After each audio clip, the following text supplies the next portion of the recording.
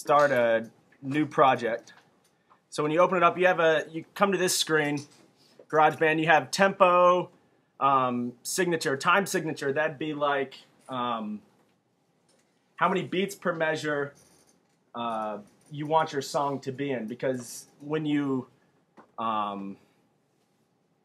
create the song, what you want to play has to match what you set it up for. So if I'm playing in 3/4 time signature, which is 3 beats for every measure, but I have it set up in GarageBand for 4/4, it's not going to line up correctly, and you're going to get really kind of frustrated with it. So I'm just going to stick it with 4/4 because that's the most basic and probably most common. Almost 99% of every pop song you hear is in 4/4 time signature.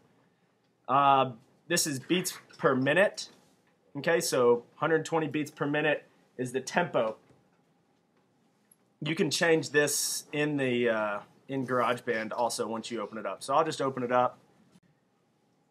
Look at the top. You'll see measures. So numbers 1, 2, 3, 4, 5, 6, 7, 8. Those are measures. And in between those measures, you'll see 3 lines.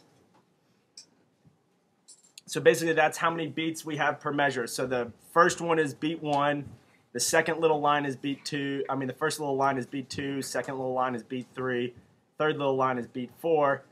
And then you come to the beginning of the next measure. So when you look at GarageBand, you can kind of see how your song lines up. Whenever I create a song, I always try to start with the bass first. That's just, you can start with whatever you want, but after we play, you can go back. You don't have to replay it if you want to change instruments. You can just change instruments after.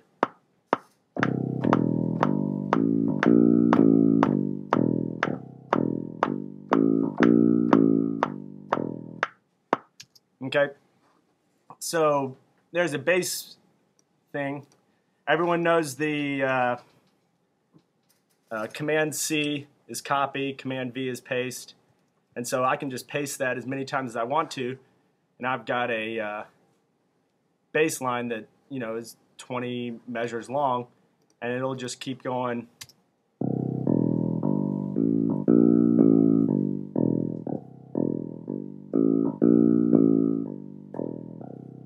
Okay, and it'll go over and over again if I want it to. If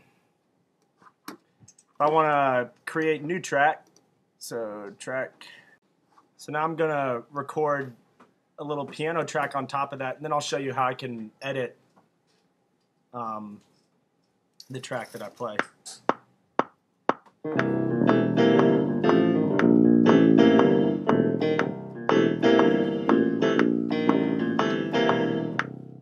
Okay, so now I can take that and do the same thing.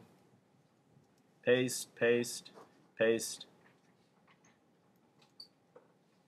paste. Command T. C or T? Okay. If you double click your one of the sections, it'll show you every note that you played down here. Okay, and if I click on it, it'll actually play the note.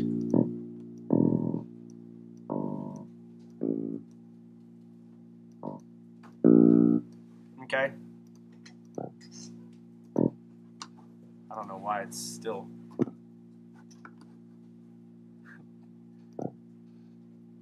Now I can tweak each one of these notes. So if I was off by a little bit, I can move it around. Or if I played the wrong note, I can move it up. Things like that. Another thing you can do, Command A selects all of them in this section. Right here it says align to. Because I'm not perfect, okay, when I play things, they're not going to be perfectly lined up on the beat like I want them to.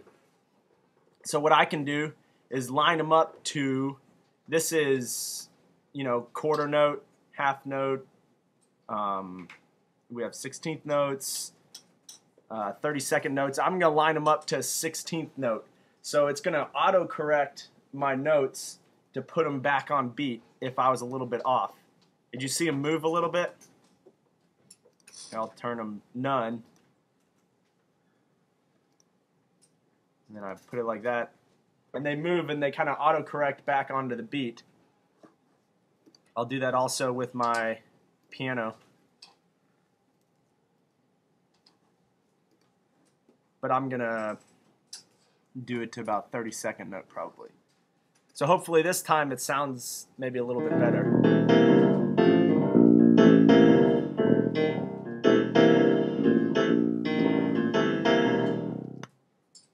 Okay? Can everyone kind of hear the difference there? To how that was more on beat, whereas before you could tell that I had some mess ups, things like that. When you go to a performance, things like that, does everyone stand completely in the middle of the stage? Like if you go hear a band perform, does everyone stand completely in the middle of the stage? No. One of the things you can do with GarageBand is you can pan your volume, or you can pan which speaker the each individual track comes from. So let's say I'm trying to recreate kind of a live performance and I want to move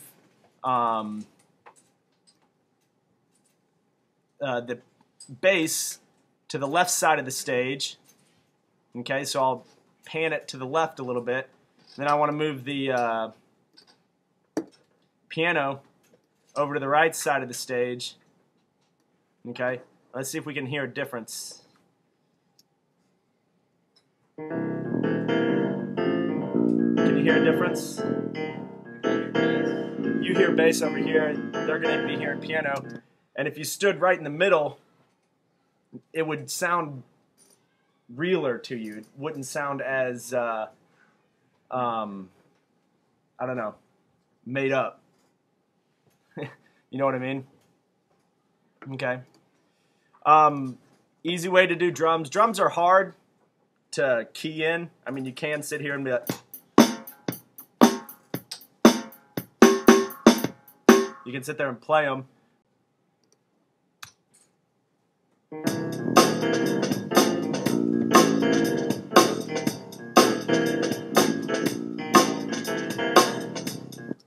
Okay. If you want to do a repeat and then you can keep playing kind of thing.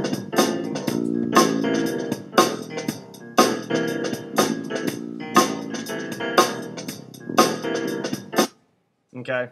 I'll just add one more track to it. Of course, we need like a screeching guitar solo or something.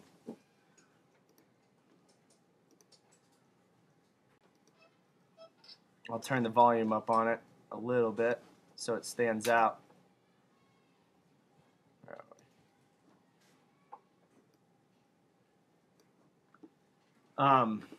And so now I can just hit repeat. And I can sit here and play with it until I find something that I like.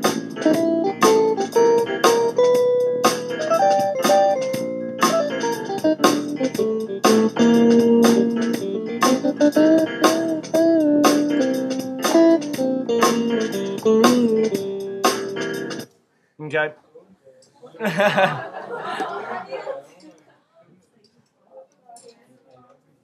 So I'll take the repeat off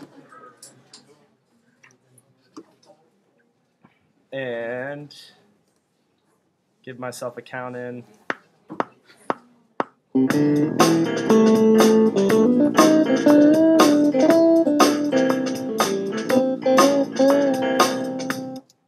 Okay. And then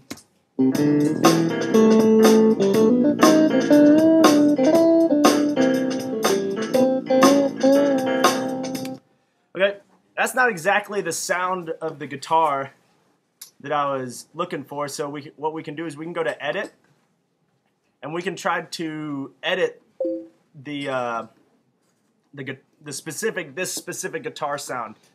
Okay, you can add effects to it Right now it has a compressor on it, which I would tell you about that, but it'd take a while. So what you can do is you can add some reverb maybe. You hear that changes it? Reverb is kind of like almost like you're playing in a big room where the sound kind of bounces off the walls a little more. You hear the difference?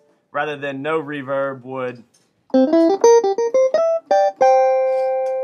Okay. So I'm going to try to make the room sound a little bigger. Try to recreate a liver thing. And then maybe we'll, you can just kind of go through and play with all these, but if you click on the effects, you can, a good one for guitar solos if you're trying to do things, overdrive. So then it's going to, let's see if we can add.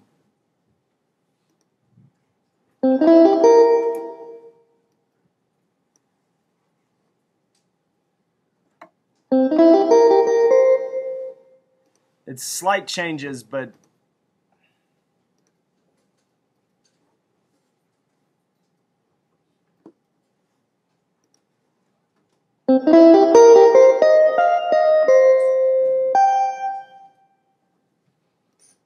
let's see what else. Phaser. See what that does.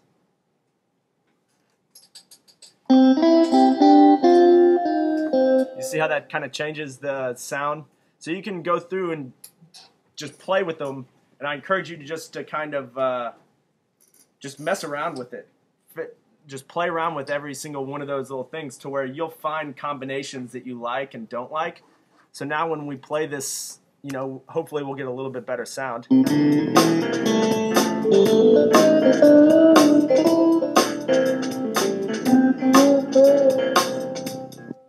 see how that kind of sounds a little more live?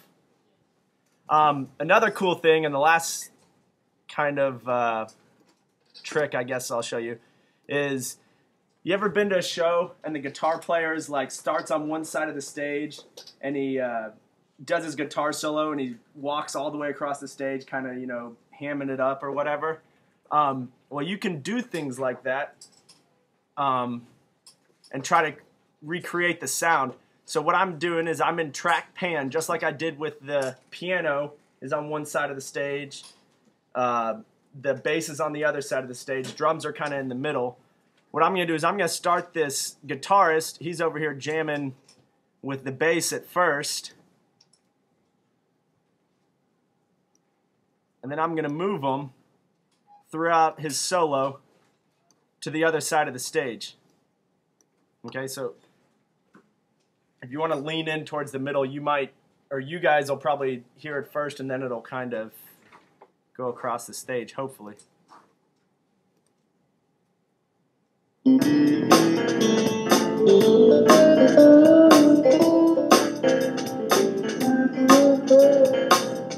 Here we go.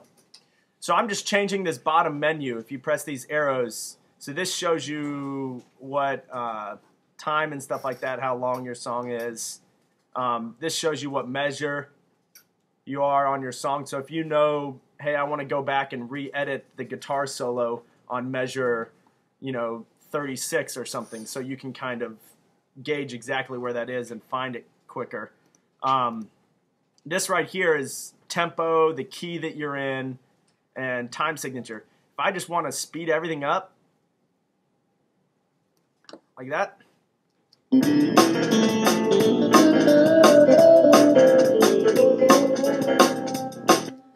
You see what I mean?